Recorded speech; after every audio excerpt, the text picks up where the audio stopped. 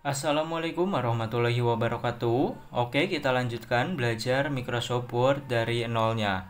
Kemarin kita udah belajar mengenai pengenalan dasar dan kali ini kita akan coba belajar mengetik di aplikasi Microsoft Word. Langsung aja kita buka aplikasi Microsoft Word-nya, kemudian kita pilih blank document. Nah, untuk mengetik di aplikasi Microsoft Word, kalian cukup klik saja di bagian lembar kerja. Nah, nanti akan ada tanda kursor seperti ini. Tandanya kita itu akan menulis di sini, guys. Langsung aja kita ketikkan, saya contohkan ataupun saya tulis, saya belajar Microsoft Word. Nah, seperti ini. Ketika kalian mengetik di lembar kerja aplikasi Microsoft Word, ketika kalian ingin ke bawah, kalian cukup tekan Enter. Nah, nanti akan ke bawah, Enter lagi, ke bawah lagi. Jadi, untuk membuat baris baru ataupun paragraf baru, kita menggunakan Enter. Dan ketika pertama kali kita belajar mengetik di aplikasi Microsoft Word, kita itu harus paham tentang grup font yang ada di bagian Home, guys. Nah, ini tab Home, kemudian di sini ada grup font. Nah, di sini kita bisa mengatur jenis font yang kita gunakan, ukurannya, dan yang lainnya. Dan untuk mengedit ataupun untuk mengatur ya tulisan yang udah kita buat atau tulisan yang udah kita tulis, kita itu harus mengebloknya terlebih dahulu. Nah, di sini untuk mengebloknya kalian bisa klik tahan, kemudian tarik, ataupun bisa klik 2 kali untuk mengeblok satu kata, klik 3 kali untuk mengeblok satu kalimat, dan kalian bisa klik 4 kali untuk mengeblok satu paragraf. Nah, di sini saya contohkan klik kemudian tarik untuk mengeblok tulisan yang barusan kita tulis ya, guys. Nah, di atas sini ada yang namanya font. Tuh, kalian bisa klik tanda yang ke bawah sini, kemudian kalian bisa pilih-pilih font yang ingin kalian gunakan. Secara umum, font yang paling sering digunakan itu Times New Roman. Hampir semua penulisan itu menggunakan Times New Roman. Jadi ketika kalian membuat surat, kemudian membuat tugas-tugas, pastikan fontnya Times New Roman. Setelah itu di sampingnya kita bisa mengatur ukuran dari tulisan yang kita buat. Tuh, di sini kalian bisa mulai dari 12, 11, 14 dan seterusnya. Kalau umum itu biasanya 12. Nah, karena kita contoh, saya buat agak besar aja ya, guys, agar tulisannya lebih jelas. Lalu di sampingnya lagi ada yang namanya Instant Font Size. Ini sama aja untuk memperbesar dan memperkecil tulisan di aplikasi Microsoft Word. Tuh, pastikan ini terblok ya untuk tulisannya. Karena kalau tidak terblok, kita atur-atur ini nggak akan berubah, guys. Tuh. Jadi syaratnya harus diblok terlebih dahulu ataupun diseleksi. Nah, ini untuk memperbesar dan yang sampingnya untuk memperkecil.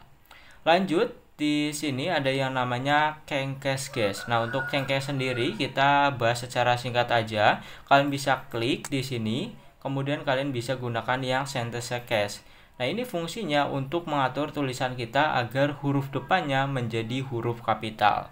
Nah, kalian bisa lihat ya, saya belajar Microsoft Word. Tuh, di sini S-nya besar. Kalau kita pilih yang lower, semuanya akan kecil. Kemudian uppercase, semuanya akan menjadi kapital. Dan ketika kita pilih capital H word, nanti setiap di depan katanya itu besar. Saya belajar Microsoft Word, S-nya besar, B-nya besar, M-nya besar, kemudian W-nya besar. Nah, ini juga penting untuk kalian pahami karena untuk mempercepat pekerjaan kita ketika kita mengedit ataupun memakai aplikasi Microsoft Word. Oke, jadi kalian bisa gunakan sesuai dengan kebutuhan kalian. Lanjut, di sampingnya kalau ini untuk menghapus format penulisan, guys. Semisal kalian udah atur-atur semua dan kemudian ini salah nih, ingin kembali ke setelan pabrik ya ataupun ke defaultnya, kalian bisa klik yang namanya KLR formatting. Tuh, nanti untuk fontnya kembali ke Times New Roman dan ukurannya kembali juga ke 12 karena saya udah menyetingnya seperti itu. Lanjut, di bawah sini ada yang namanya bold ataupun CTRL-B. Nah, ketika kita klik nanti tulisannya akan menjadi tebal seperti ini. Kalau kalian belajar Microsoft Word ataupun aplikasi yang lain, ketika kita taruh kursornya di satu tools ya. Nah, kemudian di dalam kurungnya kan ini ada nih CTRL-B. Berarti itu shortcut, guys. Ketika kita ingin menebalkan tulisan, kita itu nggak harus tekan bold, tapi bisa juga menggunakan CTRL plus B. Jadi CTRL-nya tahan, kemudian klik B. Tuh, otomatis akan bold. Nah, kalau kalian arahkan kursornya kan itu ada tuh bold dalam kurung CTRL plus B. Jadi CTRL plus B itu adalah shortcut yang bisa kita gunakan ataupun kombinasi keyboard yang bisa kita gunakan ketika kita ingin menggunakan tools ini. Lanjut di sampingnya ada yang namanya italics. Nah, kalau italic ini fungsinya untuk memiringkan tulisan. Nah, saya belajar Microsoft Word nih. Ini kan tadinya berdiri tegak ya. Kalau kita klik yang italic maka akan miring. Nah, ini juga nanti berguna untuk kalian yang ingin kuliah ataupun sedang kuliah ya, mengerjakan tugas akhir, skripsi. Itu biasanya revisinya ada yang tulisannya italic ataupun jangan italic. Nah, itu berarti artinya disuruh miring ataupun jangan miring. Nah, di sini shortcutnya juga ada. Kalau kalian arahkan kursornya ke sini, ada tulisan CTRL I ya di dalam kurung. Maka ketika kita ingin memiringkan ataupun mengembalikan tulisan menjadi tidak miring, bisa menggunakan CTRL plus I. Lanjut di sampingnya ada yang namanya underline. Underline ini untuk membuat garis bawah. Biasanya kan di tanda tangan ataupun di nama atau di tulisan tertentu ada tulisan yang harus ada garis bawahnya. Nah, untuk membuat garis bawah kita itu menggunakan yang namanya underline. Nah, di sini kalian bisa klik aja di bagian underline. Kalau kalian ingin menggunakan shortcutnya itu juga bisa. Nah, kalian bisa lihat di sini menggunakan CTRL plus U. Nah, untuk shortcut juga kalian sambil belajar aja ya, nggak perlu dihafalkan, asalkan udah terbiasa nanti lama-lama juga bisa.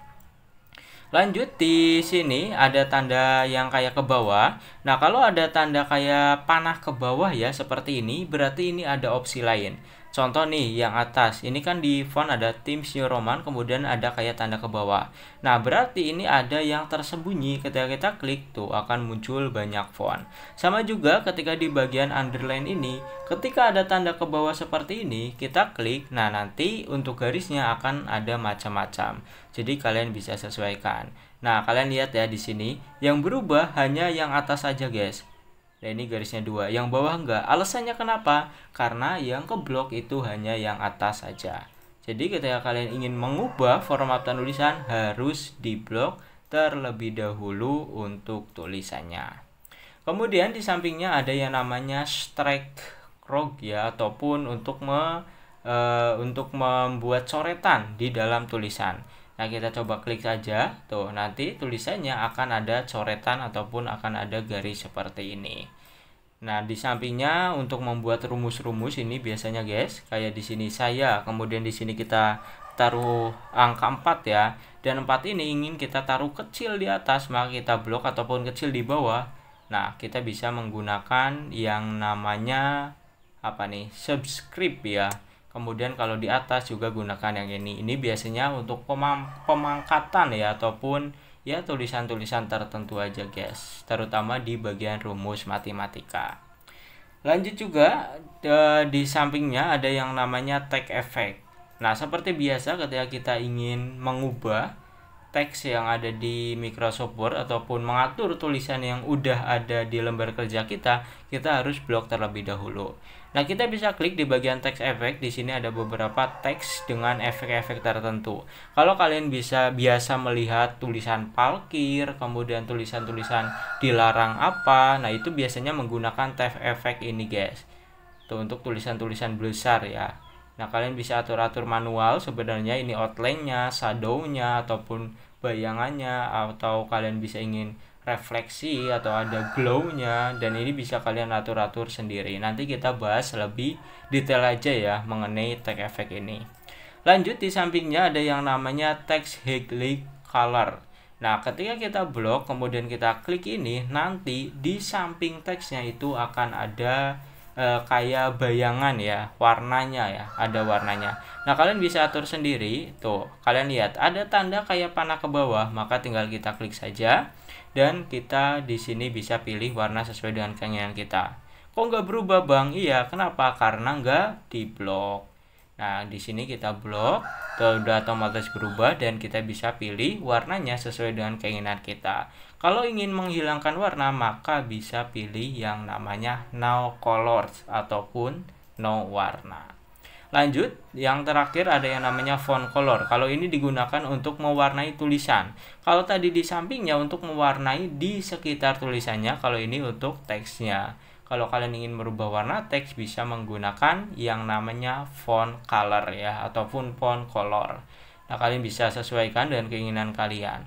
Kalau kalian ingin menghapusnya juga ya, bisa ya kita gunakan yang black ataupun yang hitam seperti biasanya.